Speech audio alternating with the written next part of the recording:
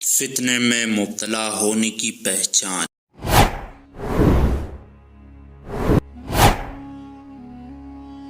حدیث شریف میں ہے السنن الوارد فی الفتن جلد نمبر 1 صفحہ نمبر 227، جس کا ترجمہ ہے حضرت حذیفہ رضی اللہ عنہ سے روایت ہے، انہوں نے فرمایا فتنے دلوں پر یلغار کرتے ہیں، سو جو دل اس فتنے کو برا جانتا ہے تو اس دل میں ایک سفید نقطہ پڑ جاتا ہے، اور جو دل اس فتنے میں ڈوب جاتا ہے اس دل میں ایک کالا نقطہ پڑ جاتا ہے۔ امام حاکم رحمہ اللہ نے بھی یہ روایت کی ہے اور اس کو بخاری و مسلم کی شرط پر صحیح کہا ہے۔ امام ذہبی رحمۃ اللہ علیہ نے اس کی توثیق کی ہے۔ ایک اور حدیث ہے مستدرک جلد نمبر 4 صفحہ نمبر 515، جس کا ترجمہ ہے اگر تم میں سے کوئی شخص یہ جاننا چاہتا ہے آیا وہ فتنے میں مبتلا ہو یا نہیں تو اس کو چاہیے کہ وہ یہ دیکھے کہ کوئی ایسی چیز جس کو پہلے وہ حرام سمجھتا تھا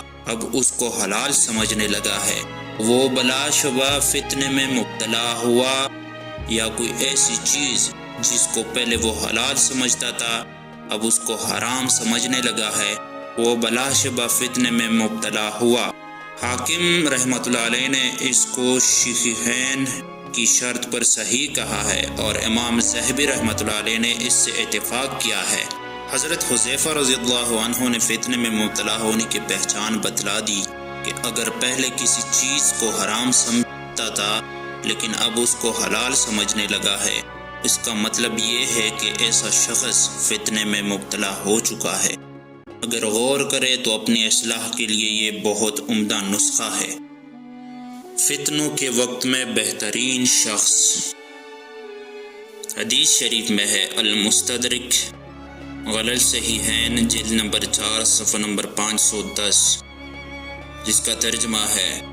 حضرت عبداللہ ابن عباس رضی اللہ عنہ سے روایت ہے، انہوں نے فرمایا کہ رسول اللہ صلی اللہ علیہ وسلم نے فرمایا فتنوں کے دور میں بہترین شخص وہ ہے جو اپنے گھوڑے کی لگام یا فرمائے اپنے گھوڑے کی نکیل پکڑے، اللہ کے دشمنوں کے پیچھے ہو، وہ اللہ کے دشمنوں کو خوفزدہ کرتا ہو اور وہ اس کو ڈراتے ہو، یا وہ شخص جو اپنی چراگاہ میں گوشہ نشین ہو جائے، اس پر جو اللہ کا حق زکوٰۃ وغیرہ ہے اس کو ادا کرتا ہو۔ حاکم رحمہ اللہ نے اس حدیث کو شیخین کی شرط پر صحیح کہا ہے اور امام ذہبی رحمہ اللہ نے اس سے اتفاق کیا ہے۔ حضرت مالک بحیثیہ کہتی ہے کہ رسول کریم صلی اللہ علیہ وسلم نے فتنے کا ذکر کیا اور اس کو کھول کر بیان کیا تو میں نے عرض کیا یا رسول اللہ صلی اللہ علیہ وسلم اس فتنہ کے زمانے میں سب سے بہتر کون شخص ہوگا؟ آپ صلی اللہ علیہ وسلم نے فرمایا ان فتنوں کے زمانوں میں سب سے بہتر شخص وہ ہوگا جو اپنے مویشیوں میں رہے اور ان کی زکوٰۃ ادا کرتا رہے اور اپنے رب کی بندگی میں مشغول رہے، اور وہ شخص سب سے بہتر ہوگا جو اپنے گھوڑے کا سر پکڑے ہو، یعنی ہر وقت جہاد کے لیے تیار ہو اور دشمنان دین کو خوفزدہ کرتا ہو اور دشمن اس کو ڈراتے ہو۔ ترمذی شریف الفتح النعیم ابن حماد جلد نمبر 1 صفحہ نمبر 190۔ ایسے وقت میں بہترین لوگ وہ ہوں گے جو جہاد میں مصروف ہوں گے، وہ دشمن کو خوفزدہ کرتے ہوں گے اور دشمن ان کو ڈراتا ہوگا۔ نبی کریم صلی اللہ علیہ وسلم نے خود اپنی زبان مبارک سے جہاد کی بھی تشریح فرما دی کہ یہاں جہاد سے کیا مراد ہے، پھر فرمایا وہ لوگ بہترین ہوں گے جو فتنوں کے وقت اپنے مال مویشیوں کو پہاڑوں اور بیابانوں میں لے کر چلے جائیں گے۔ اس میں اس بات کی طرف اشارہ واضح ہے کہ ان جگہوں سے دور چلا جائے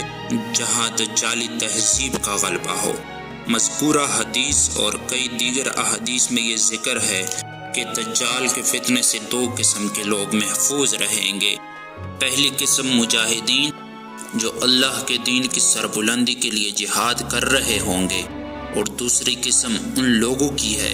جو اپنے مال مویشی لے کر پہاڑوں اور بیابانوں میں چلے جائیں اور اللہ کی اطاعت کر رہے ہوں گے۔ دوسری قسم کے لوگ صرف اپنا ایمان بچانے کے لیے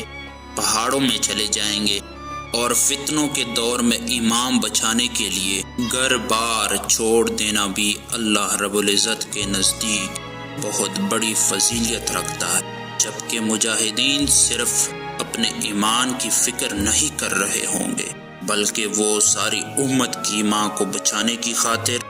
اور دجال کے فتنے کا زور توڑنے کی خاطر دجال اور اس کے ایجنٹوں سے قتال کر رہے ہوں گے، اپنا گھر وطن، ماں باپ، بیوی بچے اور مال و دولت غرض سب کچھ امت کا ایمان بچانے کے لیے قربان کر رہے ہوں گے، اس لیے زیادہ فضیلت مجاہدین کی ہی ہوگی۔